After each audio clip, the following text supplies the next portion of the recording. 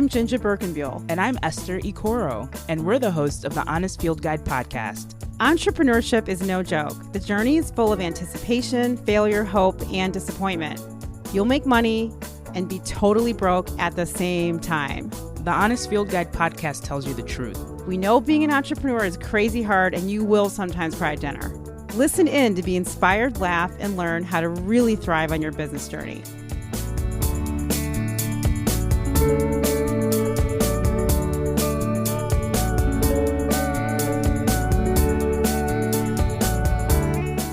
Today on the Honest Field Guide, the state of diversity. What's it really about? This is a emotional topic because some people want to talk about it and some people don't. There's a lot of news between the tech companies and other non-tech companies about diversity.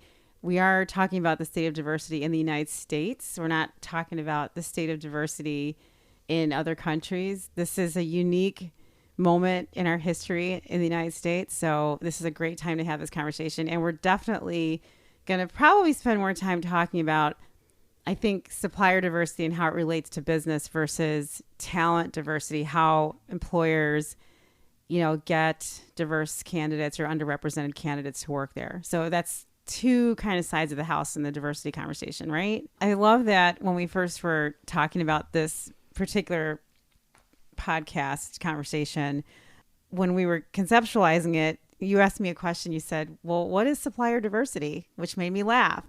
Yeah, I did. And you told me to Google it. I said, Google it. But what's awesome about your question. I typed capital NVM. And I had to actually Google NVM. We're full circle. Never mind. This is a full circle moment. I know, it was totally full circle.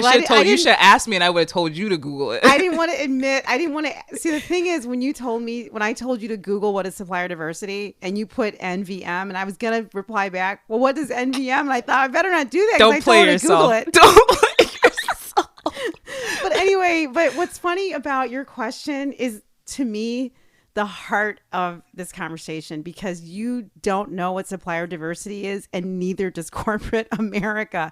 They don't know what it is either, because if they did, there wouldn't be a need to have it, and we wouldn't be having, the ethnic hair section at Walgreens wouldn't be one shelf. What do we mean by supplier diversity? Who is a diverse supplier? A supplier diversity program is a proactive business program which encourages the use of minority-owned, women-owned, veteran-owned, LGBTQ-owned, service-disabled veteran-owned, historically underutilized business, and Small Business Administration, SBA defines small business concerns as suppliers.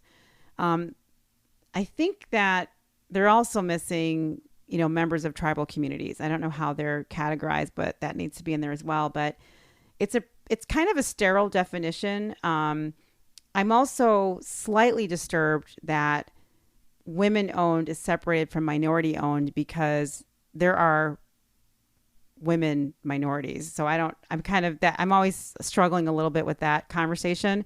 I prefer the description to read underrepresented business owners, which include women of all ethnicities. That's the way I like to describe it, because it really is. All women of all ethnicities, including white women, are underrepresented in the supplier diversity space and in the talent diversity space. Women of all ethnicities, but particularly white women too. So it gets a little tricky when you start talking about supplier diversity, because people don't necessarily know how to put themselves in buckets. But, white women business owners in particular are being under leveraged. I don't think they necessarily know that. I don't know that women business owners understand that they're eligible and should be applying for, quote unquote, minority certification status, because there are extraordinary opportunities to work with large corporations, and they would benefit from being able to take credit for a woman-owned business supplying services to their company. So that's something to consider for all women that are listening, that that's a place where there's some challenges. Let's use Walmart for an example. They want the people who not only provide them with products, but provide them with other types of solutions that are not necessarily from the realms that you would normally pick from. So if you need a supply chain solution, you want to find products to put in your giant multinational store, where are those smaller companies that you're using for those jobs coming from? I think one of the most common retorts is a company that's not as good gonna get a shot over a company that deserves it but is just full of white men, which is like absolutely not true. But I feel like those are the types of thought processes that happen in people's heads when you start talking about diversity. My company, Burt Creative, I helped Solar City, which has subsequently been reacquired by Tesla, launch their own diversity and inclusion practice because they had an effort where they needed to find more women and minorities to work at Solar City to help with the delivering of solar panels. And it was interesting working on this program because I was able to talk with leadership around, this is the kind of language that you need to deploy when you're trying to encourage women to take a dangerous job installing solar panels on the top of a 100-foot building. I mean, there's a whole different type of communication that you have to engage in to have a woman work at a company like Solar City, in the field, right? It's not like you're asking a woman to work in the marketing department. In the article about that on Burt Creative, you talked about having to get corporate buy-in. Yeah. What did that look like for you?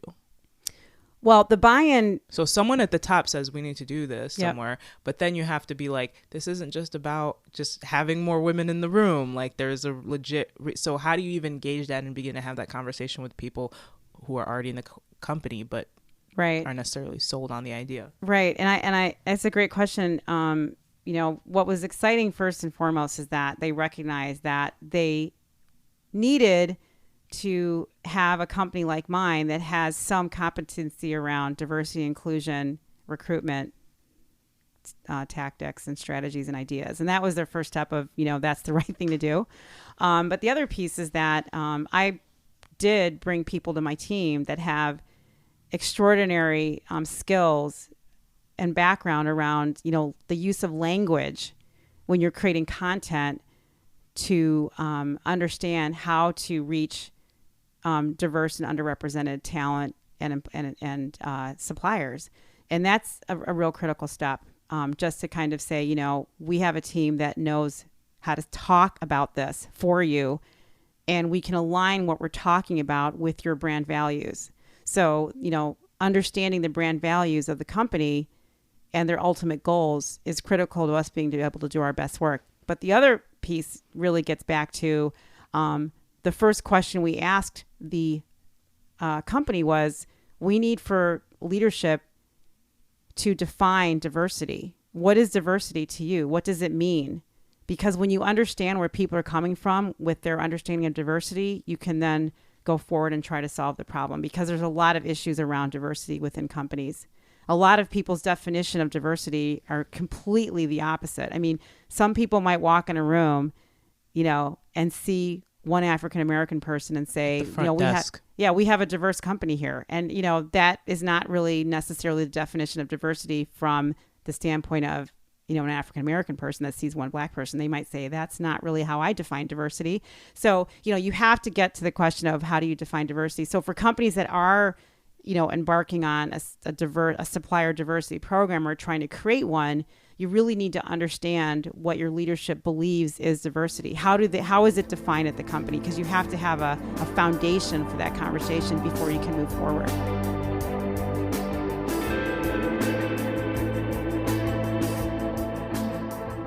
It's almost like we've talked about diversity so much, we've talked it into a corner where it's mostly framed in the public narrative about being like, everyone should have a place, where it's like, no, you will have a better business. Literally, you will have a better business, better products. You reach a wider audience. Your brand will be stronger. Your employees will be more engaged, and there will be a better working environment. And the more information you have, the more perspectives you have, the easier it will be for you to come to a place of accurate problem solving. If you are the best at what you do, the market speaks for itself. Mm-hmm. A company like Carol's Daughters that was sold to L'Oreal, that wasn't just them wanting to acquire a brand that represented diversity. It was them acquiring a brand that was very successful in a market that they weren't the best versed in. And you know what's beautiful about that? The pure business of it made sense for them. The great thing about the Carol's daughter conversation to me is, you know, it makes me wonder if Unilever, for example, watched that acquisition and watched the success of that acquisition, you know, on the shelves of Target and said, you know what? This is a model that actually worked, and we really need to take seriously Shea Moisture. And that is a brand that is blowing up. And, you know, the founder of Shea Moisture is now paying it forward, and he's got all kinds of stuff going on to help African American women find funding. Mm-hmm. He's using his leverage now, and he's going into, you know, with his Unilever relationships and saying, I need to do this. And I'm sure that he's getting all kinds of things to make it happen. So, you know, he gets it. Yeah. You know, and we think about that in the supplier diversity space. If Unilever didn't have a man like that, a black man like that with vision to help them see, you know, to help them understand. Just call it to their attention. Look at this. Look at what Little he's things. helping us see. Look at what he's helping us build. Yeah. Look at these relationships we didn't know about, or we didn't know enough about, or we didn't trust because they weren't with us on the golf course. But there's always this kind of underlying message, you know, and even from my standpoint. So I'm a woman, I'm African-American owner. And I know that when I'm going in on opportunities, that just inherently the way that I work, no matter what I'm going in on, whatever door I'm going through, whatever it looks like, I'm going to kill it. I'm going to over deliver, and I'm not going to let the client down who brought me in the first place. However, there is always this potential for, you know, me going in on a project, you know, or an assignment with someone who's taking a risk. And, you know, what if I do make a mistake? What's going to happen to them if I'm not, you know, delivering way above and beyond what they're asking for? You know, how are they going to look? How is it going to come back on them? One little tiny slip, right? Underrepresented suppliers and underrepresented talent can't make mistakes. And that's tough. How do you make room for innovation? Because in the process of innovating, failure is inherent because you're going to have to try things. That's a company culture issue. Yeah, you're right. Because I feel like when you have that conversation at a place like Salesforce, that's used to taking risks, that's used to understanding, like, this is the landscape. We're going to find the best and the brightest that happen to also be. That's the thing, is that the conversation that you have has to have that happen to be component to it. Because if you lead with diversity, you automatically create a culture where it's just about making sure that everybody has a seat around the table, which doesn't always translate in a corporate environment.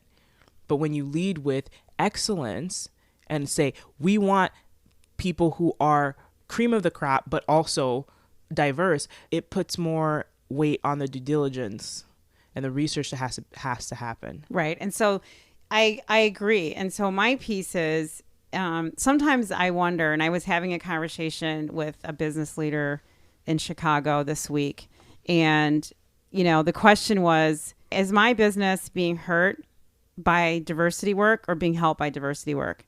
You know, am I earning more market share and a better brand with my company, Burt Creative, by leading with the conversation around I'm a woman-owned, minority-owned business, or is it hurting me against other companies that don't want to know that or don't care? You know, like, what is the answer? And you know, the leader said to me, if you looked at the percentage of money that is allocated to diverse suppliers at any corporation, my answer to you is yes, it's hurting you, because companies are allotting, you know, less than 1% to their supplier diversity spend. And I don't even know where that number came from. And you know, I'm delighted if somebody comes back and gives me a real number, because it's not enough money. So then it becomes, why are we doing this? Why are we representing ourselves as minority-owned businesses. What is the point? Because if it's not translating into, if it's not translating into real wealth development for the company and the family and the community that you're in, you know, if it's the whole conversation around, you know, crabs in a barrel, we're all, you know, trying to grab the same crumb. Every one of us is in the barrel grabbing the same crumb, and that crumb is 0.008% of the actual spend on the company. I mean, it's like, what in the world? Like, this is insane. And if you know that the crabs in the barrel, like, hey, you know what? I know you. I've seen you before. Different. Oh my God, you're my friend. Yeah. That's my girl over there. She's down there trying to get the crumb too. How is this going to work out for us? You know what I mean? You're asking yourself, where is this going? Where is this really, really going? And, you know, there are companies that are doing, you know, a decent job of spending with underrepresented businesses, right? Some of them appear on the Billion Dollar Roundtable. What is the Billion Dollar Roundtable? These are companies that have spent at least $1 billion with underrepresented owned suppliers, which include women of all ethnicities. Their definition is the Billion Dollar Roundtable was created in 2001 to recognize and celebrate corporations that achieve spending of at least $1 billion with minority and women-owned suppliers. The BDR promotes and shares best practices in supply chain diversity excellence through the production of white papers. In discussions, the members review common issues, opportunities, and strategies. The BDR encourages corporate entities to continue growing their supplier diversity programs by increasing commitment and spending levels each year. The BDR inducts new members biannually. Their mission is to drive supplier diversity excellence through best practice sharing and thought leadership. So what I love about the Billion Dollar Roundtable is they actually list the logos of the companies that made it. And what I notice about this list with the logos is not the companies that are on here, but it's the companies that are missing that I'm shocked and surprised. Because a couple of the companies that are missing, they've been doing business for 100 plus years, with most of their customers being, you know, Black and brown people across the world. So why are they not on this table, at this table with the $1 billion people? So anyway, Adient, Boeing, Fiat Chrysler Automobiles, Johnson & Johnson, Microsoft, Comcast Universal, or rather Comcast NBC Universal, Ford, Kaiser Permanente, PG&E, P&G, Toyota, General Motors, CVS Health, Kroger, Honda, AT&T, Lear, Verizon, Walmart. Did I say Toyota? Honda, IBM, Merck, Johnson Controls, Exelon, Dell, Cummins, Avid Budget Group, and Bank of America. So, you know, that's actually, you know, Esther, that's actually not that many companies if you think about it. No, it's not that many companies at all. That's not that many companies. Why aren't there more companies at the Billion Dollar Roundtable? What's up? That's the thing. I think that it's almost like a longitudinal study that hasn't gone far enough yet for other people to get the picture. Yeah. You know how, let's take smoking, for instance. Pretty early on, people were like, smoking causes cancer. And it kind of took a couple generations to be like, no, this actually is for everybody to be like, yeah, we're going to stop smoking in hospitals, you know? So it's one of those things where these are the early adopters. And I mean, just Kaiser, for instance, last time I was in a space where I was like, wow, this company has some really good people behind them and it's really women led.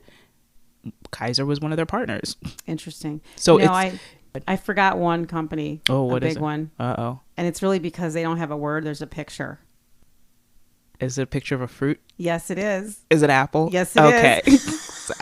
I totally missed that because they have a grade out. Apple just snuck in there. They just kind of snuck in, and I think they just made it last year. Yeah. They literally just made it. And of course, they're now the most valuable company in the world. Yeah. So in my opinion, they need to be hitting more than $1 billion. They should be spending $3 billion with, you know, but that's just my personal opinion, not the views of any company that I work for. Okay.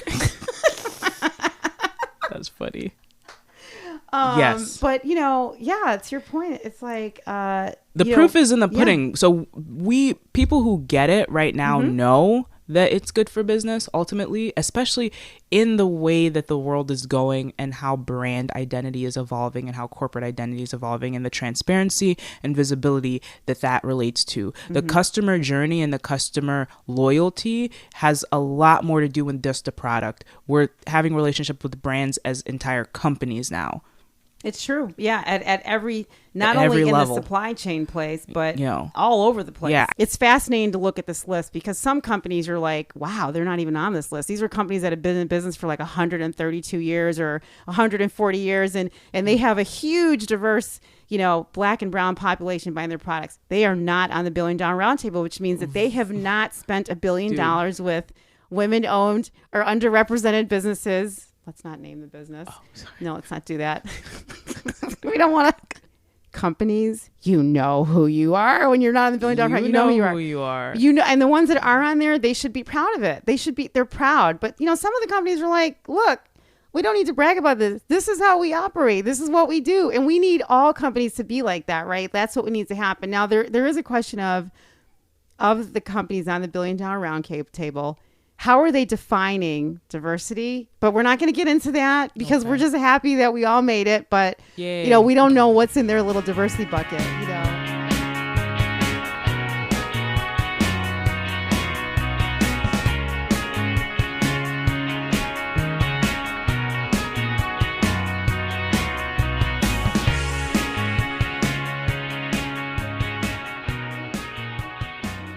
you part of a mastermind? I am the mastermind. Okay. Not what no, I mean. I'm not. Okay, well, let me answer that. So I've not participated in a formal mastermind. However, I have informal masterminds with my community and my network and my business advisors and my colleagues and other members of businesses that I speak with on a regular basis. And I do go to, workshops and retreats like the one that I participated in at Dartmouth. Right. I mean, that was a giant mastermind of amazing business owners. So, but go ahead and explain your specifics around masterminds, because I do think they're beneficial to some people and some business owners. As diverse certified businesses or businesses that are owned by underrepresented groups, not leading with I'm Black, I'm a woman, I'm this, I'm that, and trying to lead with just your work, your excellence, there is a strategy to getting in front of those larger corporations that would use you as a supplier, because historically, even if you just lead with your excellence, you might not be on the radar of the supplier. So there has to be a strategy to get you in front of the person so that they can see the excellence of what you do and how you execute your work. My question is, are there masterminds for suppliers and business owners that help them understand how to do things like approach corporations? Well, I don't know if I'd call them a mastermind, but there are organizations in the United States. One is called the National Minority Supplier Development Council, and the other one's called WeBank, and that represents women business owners. And there are some other organizations like National Association of Women Business Owners that provide networking opportunities, but these groups aren't technically masterminds, but they are advocacy groups for women and underrepresented business owners. And they convene, one-on-one speed dating sessions between corporations and business owners. They have, giant workshop events where several businesses come together with a specific topic, and they talk to small business owners to find out, okay, you're represented by the National Minority Supplier Development Council. We know that you're certified because they have officially certified you as an underrepresented business owner. So because of that, you're welcome to our club and we'd like to talk to you. And by the way, we are a corporate member of these organizations, so we pay money to meet people like you, because we know that you've been vetted and you've been cleared by this organization, which means that you're legit and you're good. And so those are opportunities to kind of join a little bit of a mastermind with a specific goal of connecting, underrepresented businesses to large corporations. And so that kind of, it does work for many. There are suppliers that have the exact right product that fits within a company's supply chain in the exact right place. And they have extraordinary success. So for example, there are companies that their business focuses on working with the automotive industry, and they know exactly where they fit in the supply chain, and they're able to go right to that place and say, this is how I can supply goods and services. And that company, like an automotive company, can say, oh, we know exactly how you fit in. So here's a big gig because you know what, we need you because, you know, we've got to have a, you know, diverse supplier, blah, blah, blah. And it's a bonus because you're really excellent anyway. So, you know, there's just a lot of ways to kind of, you know, skin the apple. I didn't want to say cat because that's just not nice. And I don't know why you're skinning apples. What are you making, pie? Weird. I wish there was a deliberate mastermind for a small business owner, a woman who's baking her energy bars in her whatever, and she's trying to start this business and it's really good and it's selling really well. How do you get her into a Starbucks? How do you get her in a place where she can even show her product to like a Whole Foods or a Walmart or something like that? I know that I listen to these, you know, stories and read these stories about how people like Lara Bar did it, for instance, or RX Bar, the strategy that they took, but there's not like a consistent place to understand, here's how you approach a large corporation. Here's how you put together. Walmart has a great guidebook how a supplier should approach them.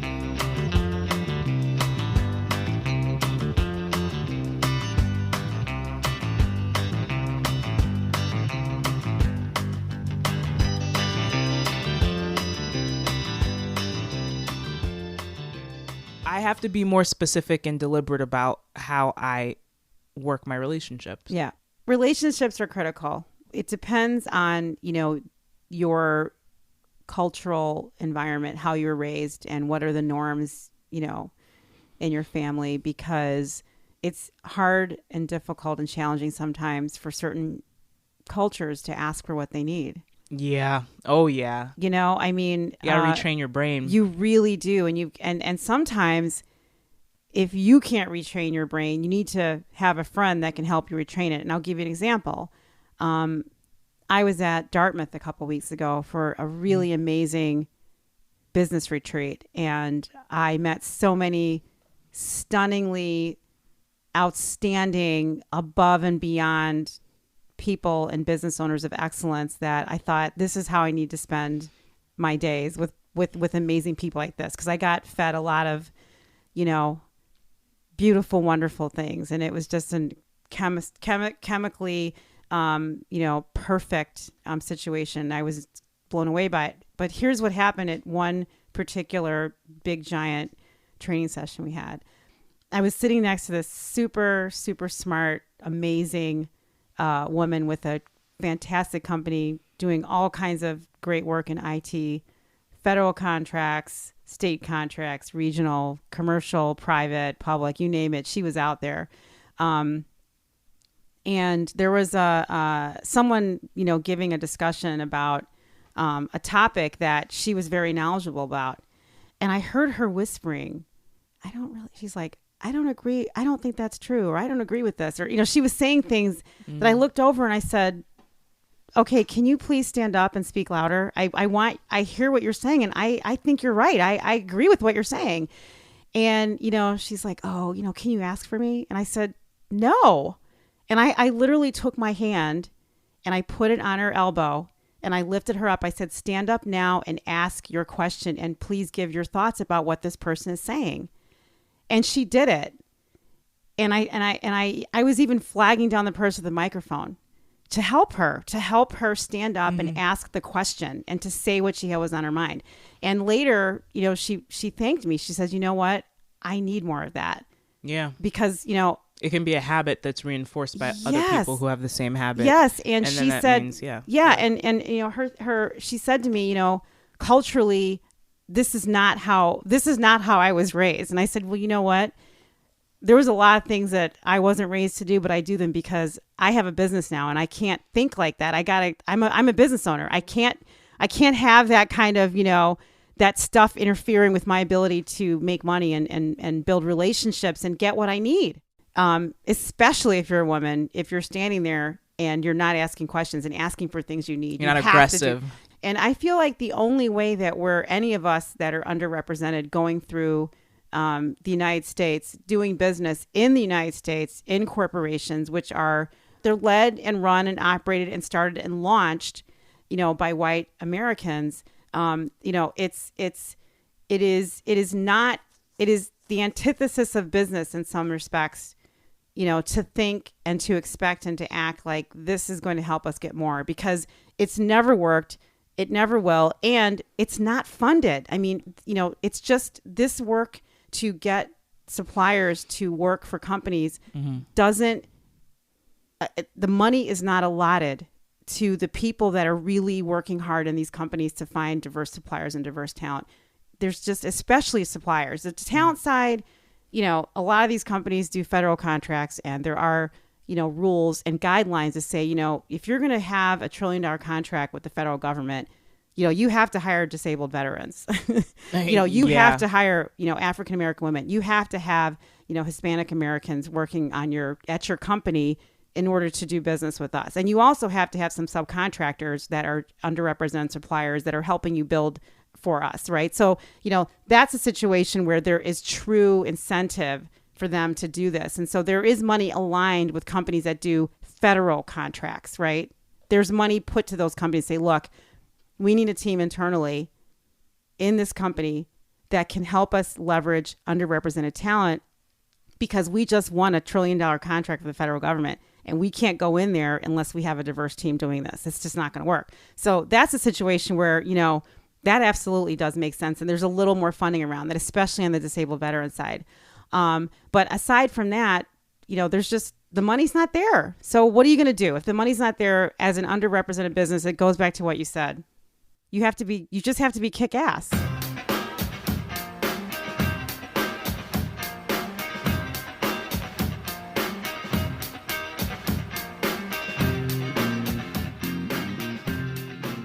Diversity goes much deeper than skin.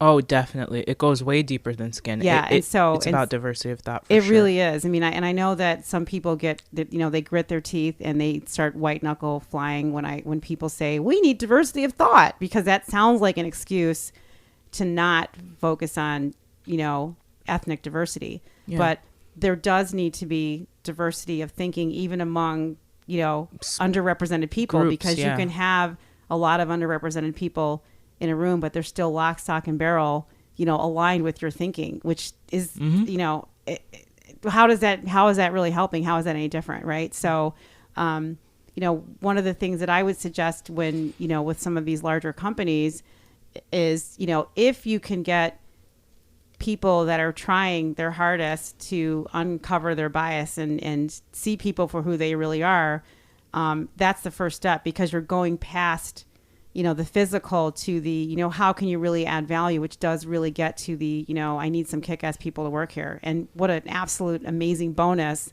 that, you're a woman, in an underrepresented group, providing goods and services to my company, because, you are kick-ass. So when you have underrepresented groups working for a company, they are your eyes and boots on the ground, because they're coming from, communities that might be different from, the majority ownership, and they're able to offer perspectives and thought processes and, ways of seeing the world that can help a company have vision in ways that they can't get unless they have, women working for them. I mean, women think very differently about risk, which can help a company assess whether or not they should take A, B, or C path, right? Yeah. I mean, so having a woman in the room when you're making strategic decisions about the direction of a company would be critical for the company to,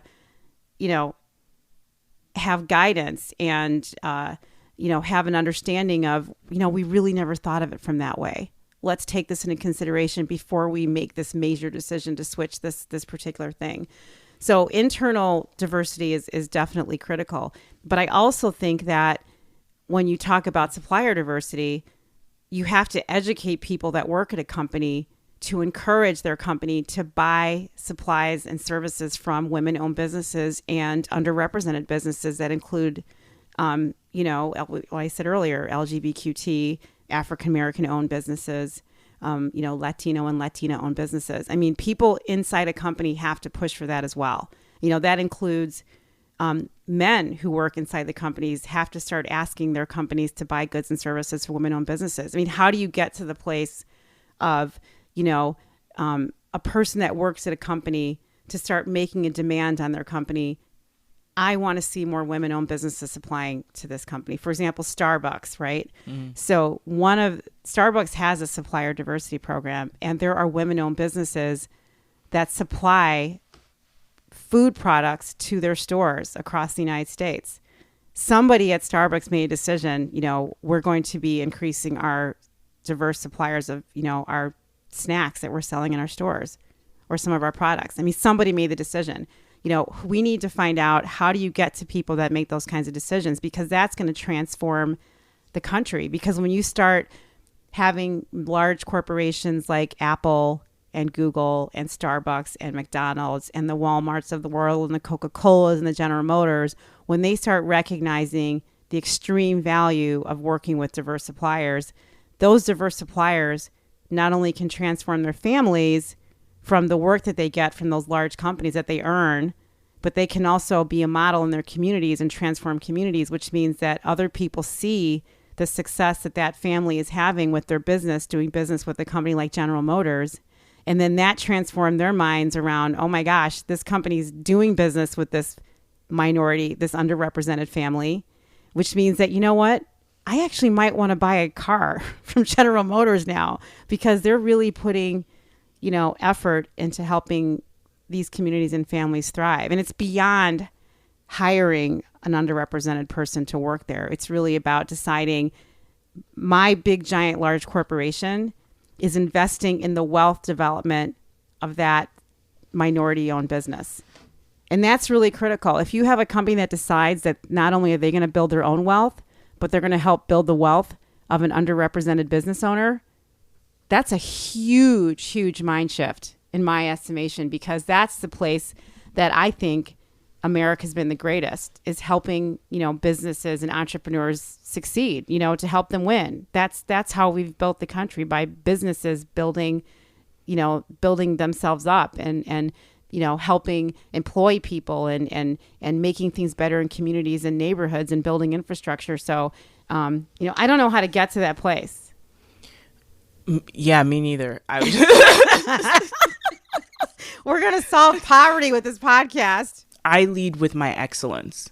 On the other end, as a corporate structure, you should lead with wanting to understand more and wanting to diversify more and understanding why that's important. We can't be both sides of the conversation. So we as business owners, we as, underrepresented groups of people who have technical skills or professional services or build products and things like that, we can't be the ones saying there needs to be more diversity necessarily. We just have to be the ones that show up with the bar of excellence that's super high. It has to be a two-way conversation, because otherwise then we are having a conversation with ourselves. Mm-hmm. So the question is, if these companies don't actually care or understand yet the importance of diversity, then where do we go from here? I don't know. I know. I mean, we can't both be like this. I have to be the optimistic one, and then you can put a pin in it. But now I'm like, I don't know, because it's really gloomy and it's really muggy outside and I'm tired and I'm just like, you know what? Listen, this is like, I'm telling you, this is an epic battle of survival, and it happens every day, and more Black people, Latinos and Latinas, LGBTQ, it's not working for us in the corporate structures, and we're going out on our own. And when we get there, all the promises that we saw in the corporate structure. There's a tumbleweed with a briefcase just rolling through, and it got a contract.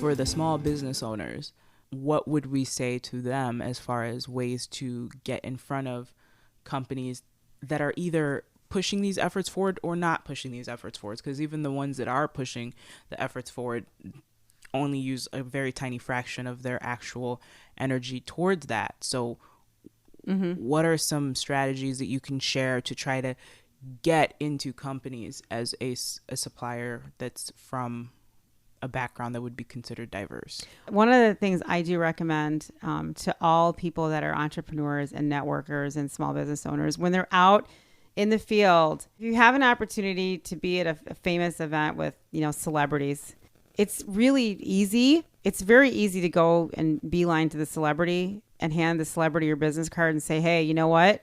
I would love to do some work with you. Let me be your fashion consultant, or let me do the, let me be your accountant, or, I have some strategies for you on how you can break into the market. The celebrity is not the person to talk to. You need to stand back for a minute, look around the room and see who are the people working for the celebrity and how are they acting? Look for the wallflower that's kind of checking you out. That's the person you need to go to. And I say that because when you think about going towards the grand Fortune 500 brands, which are like trying to catch whales, maybe it's not the whale you need to catch. Maybe it's the person or the company supplying the whale, or maybe it's Whale Supply Company. Exactly. The whale my new startup. It's the Uber of whales. Take a look at, companies that are mid-market perhaps, where can you find mid-market companies? In Chicago, we have something called the Cranes, top list of private owned companies in Illinois. You'll find lots of opportunities at those companies to find out how you can do business with them, because they have plenty of revenue and they are in positions where they're like, we need this, we need that. And they're looking for suppliers. They're not necessarily interested in diverse suppliers. They're just looking for people to help them keep their business running, right? So they're not as inspired or as incentivized as a Fortune 500 company, for example, who, are supplying billions of dollars of products and services to the federal government. So they're not as incentivized. They're really just looking for people to help them, run their business. So, I would look there too. That's the number two thing I would do, is look at some mid-market companies. And then, number three would be to, look at your network and see with the people that who can help you get to a table with smart and interesting people, whatever they look like, wherever they come from. Where are the smart and interesting people in my environment? Where are the ones that are doing cool things? How do I find out? You can obviously find out by what they're doing on social media, but you can also pick up the phone and call and ask. Just, hey, you know what? I have this issue and I really want your ideas on what you think I need to do to get the help. And you'd be amazed when you ask, the person will come back and say, you know what? I'm on the board of this amazing organization and we have an event coming up. I'd love for you to be a guest at my table. Can you join me? And you'll say yes, because they know what you need and they know what you're asking for because you asked. And you know what? When you ask, people know where you're coming from and there's no confusion and they'll help you. And then the last thing is definitely get involved with some of these organizations. Some of them are effective depending on what city you live in and what region you live in. And some of them aren't so great. It just really depends. You really have to look around and sort of say, this organization has done a tremendous job of placement. They are responsive, they return calls, they show up, they have great email communications. National Minority Supplier Development Council is a national organization. They have different chapters in different cities. We Bank is a national organization. They have different chapters in different cities. So you do have to ask around and see which city has the most effective chapter, because they're not all great. They can't all be great, So those are kind of my top four things for what you can do. There's a couple of companies in the United States, I think, that are doing a tremendous job leading on the conversation around supplier diversity. I don't know that they're, getting high numbers of diverse suppliers, right? Like, I don't know if they're actually, killing it in that space, but I do know that they seem to be making very intentional, mindful efforts on how can we engage and attract and retain diverse suppliers. I think Google is doing a particularly amazing job in this space. Now, I just fully disclose that they are a client of mine. And they're look not at that. what? That proves the point. Well, yeah, I mean, and I am, a boutique brand strategy. So, my company's brought in to help them think about things and concepts and ideas. And that's what I love to do. I love helping companies think. But, they may not be activating as many businesses to bring them in to hire them, but they're a new tech company, and the tech industry, as everyone knows that's in the space, is struggling with diversity, right? I mean, this is what all the tech companies are struggling with. So, but the work that they're doing in partnership with other companies, the information they're sharing, the team internally at Google that's working on diversity, I mean, they are powerful, motivated, inspired, entrepreneurial thinking unicorns. And I mean, they are hustling to try to lead the country in this conversation. And I think they're doing a great job, and they have the spans to do this. And I speak about this not on behalf of Google, and I'm not representing Google when I say this. I'm saying this as a person in marketing and branding that's looking at the landscape and I'm looking for signals.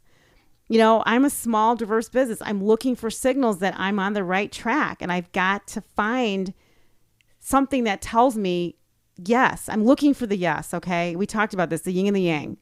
I think Salesforce is doing a tremendous job, not only on the talent side, but on the partnership and collaborative side. They're doing a great job, and you can look up the work that Salesforce is doing. They have a tremendous website about their diversity efforts. It's, even the language is powerful that they're using online. Yeah. Walmart is leading. So when I worked with Solar City to help them work on their recruitment efforts for diverse talent, Walmart was a guide. They said, we need to be looking at what Walmart's doing. Walmart has a real powerful disabled veteran program as well. So they're leading in this space. Another company I think that is sort of quiet about their diversity efforts is McDonald's. I mean, so McDonald's doesn't necessarily have a diverse supplier space, but they have built the wealth of so many businesses of color through their franchise ownership.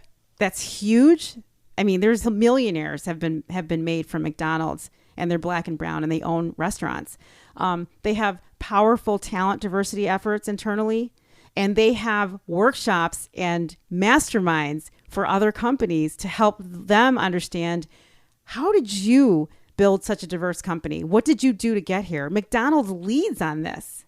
So there are companies out there, and and McDonald's, I don't even think they're in the Billion Dollar Roundtable, but they're a huge company, and the families and careers and legacies that they are leaving behind, specifically related to this conversation, is pretty powerful, and you can't deny it. Microsoft is doing a great job on diversity. Maybe the work that they've been doing historically will help inform their acquisition of LinkedIn. LinkedIn, I think, needs to do a better job with diversity, not only on the talent side, but in terms of their conversations that they're having online, because more and more people of color are going to LinkedIn for information. So there's hope, and there are companies that are leading that can help inspire. And for mid-market companies, they should be looking at companies like that too, to get ideas, to learn, and to learn how they can be better. Thanks for joining us on this episode of The Honest Field Guide, where we discussed diversity and what it's about from a corporate perspective and from a supplier perspective, and the relationships that form that in between. Join us on the next episode, where we will be discussing Twitter for business. Wow, Twitter for business. That bird's flying the coop. All right. Thanks for joining us. The Honest Field Guide podcast is produced by Burke Creative, written and created by JinJa Birkenbeuel and Esther Ikoro. The podcast is recorded in the innovation and technology capital of the Midwest, Chicago, at Stomping Ground Studios in Ukrainian Village. Original music is written by and provided courtesy of Utah Carol. Follow Honest Field Guide on Instagram and Twitter. The opinions expressed on the Honest Field Guide are opinions only and only represent the views of JinJa Birkenbeuel and Esther Ikoro.